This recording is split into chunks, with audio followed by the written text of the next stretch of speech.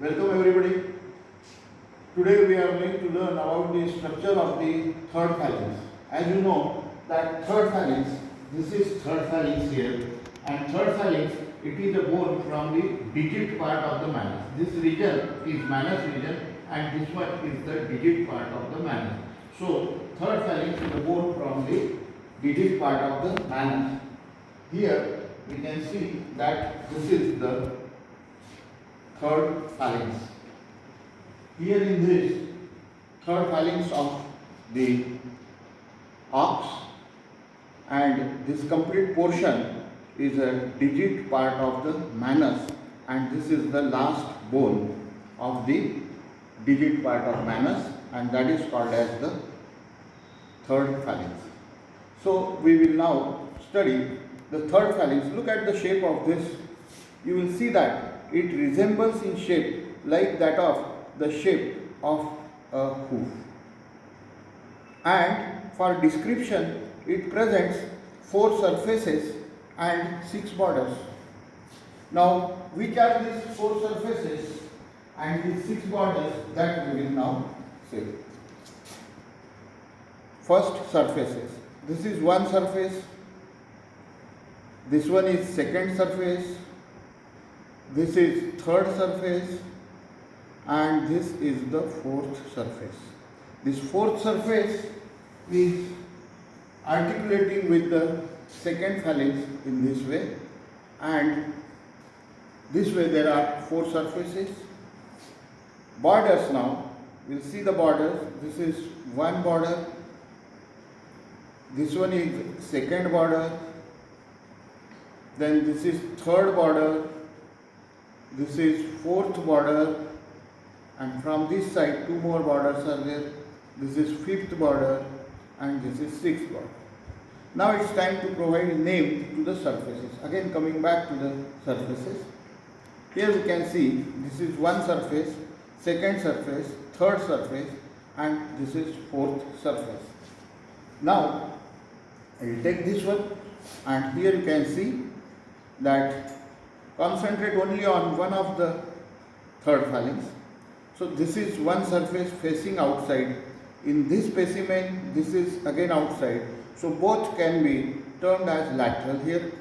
So here in this specimen, this becomes the lateral surface. The second surface is here in between the 2 digits. This is the first digit, second digit. So inner surface. So inner surface here in this specimen, this is inner surface, we can call it as medial, and since this lies in between the 2 digits, this can also be termed as interdigital surface. The third surface is this surface which is touching to the ground, and that surface can be termed as then the ventral surface, or it can also be termed as sole surface. So 3 surfaces we have named. This is the fourth surface. Fourth surface, it articulates with second phalanx and it is facing dorsally. Therefore, this can be termed as dorsal surface, and since it is articulating with the second phalanx, it can also be termed as articular surface. So, once again I will repeat, this is lateral surface, the medial or interdigital, the ventral or sole, and dorsal or articular surfaces. Now, the borders, this is first border facing towards the head, therefore it can be termed as cranial border. The opposite of cranial, this is caudal border, which is not properly well defined. Then from the lateral side surface, you can look at 2 more borders. This is one, this is second.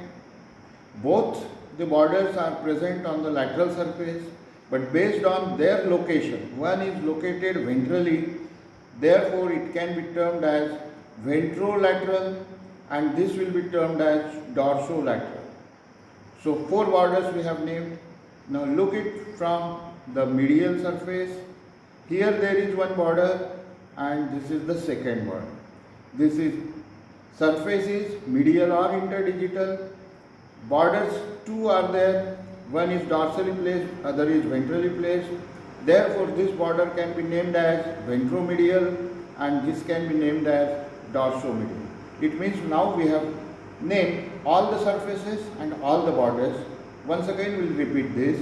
This is lateral surface, the medial or interdigital surface, the ventral or sole surface, the dorsal or articular surface. Now about borders, this is cranial border, this is caudal border, from this side ventrolateral border, the dorsolateral border, then ventromedial border and dorsomedial border. These are the 6 borders. Now one by one we will try to see what are the structures present there on these surfaces and the borders.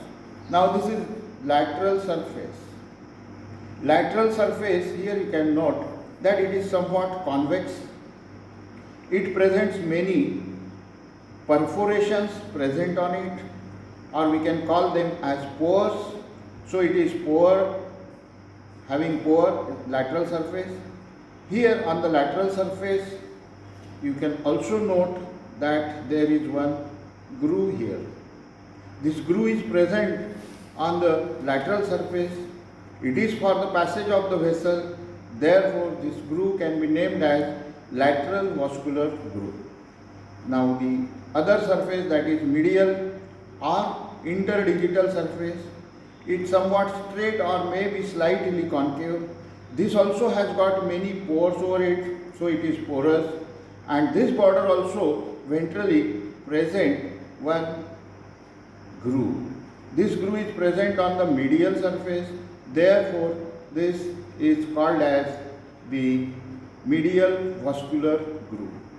Third surface is this one. This is sole surface.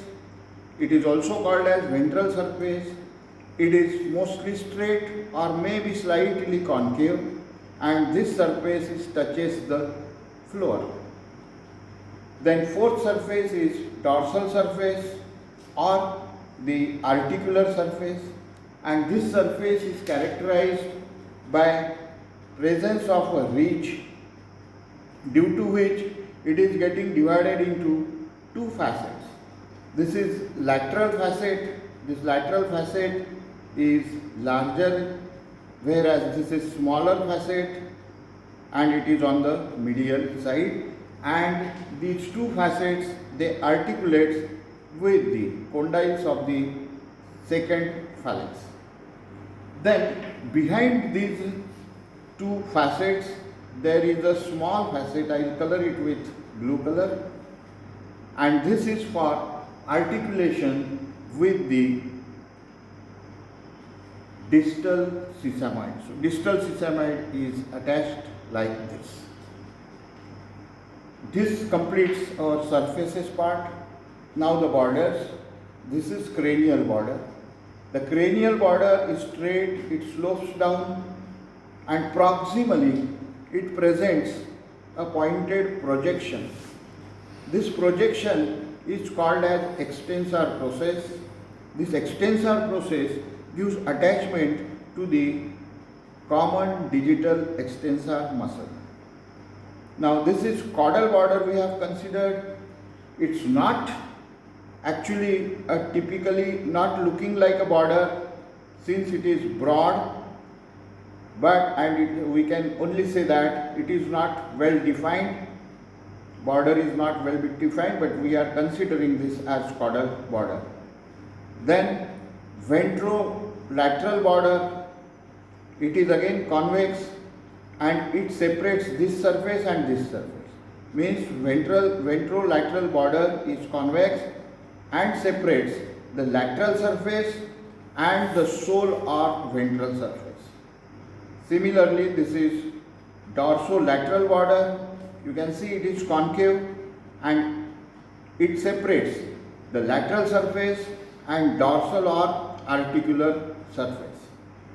From this side, this is ventromedial border.